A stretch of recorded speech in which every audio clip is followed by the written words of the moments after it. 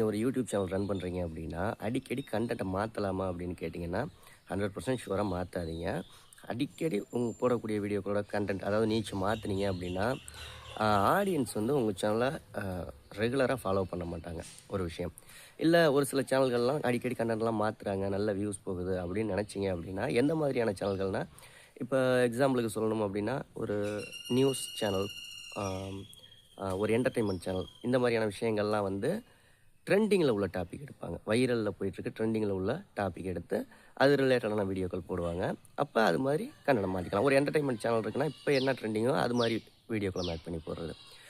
So முடிஞ்ச வரைக்கும் எந்த அளவுக்கு கண்டென்ட்டை மாற்றாமல் வீடியோ போடுறீங்களோ அந்த அளவுக்கு சேனல் சீக்கிரம் க்ரோத் ஆகும். சேனல் ஃபாலோவர்ஸ் அதாவது சப்ஸ்கிரைபர்ஸ் நிறைய பேர் தொடர்ந்து பார்க்க ஆரம்பிப்பாங்க. வியூஸ் இன்க்ரீஸ் ஆகும்.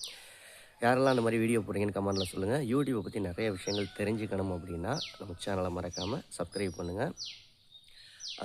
யூடியூப் ரிலேட்டடாக எனக்கு டவுட் இருந்துச்சு அப்படின்னா கமெண்ட் பண்ணுங்கள். இந்த வீடியோ யூஸ்ஃபுல்லாக இருந்துச்சு அப்படின்னு நினச்சிங்கன்னா லைக் பண்ணிக்கோங்க.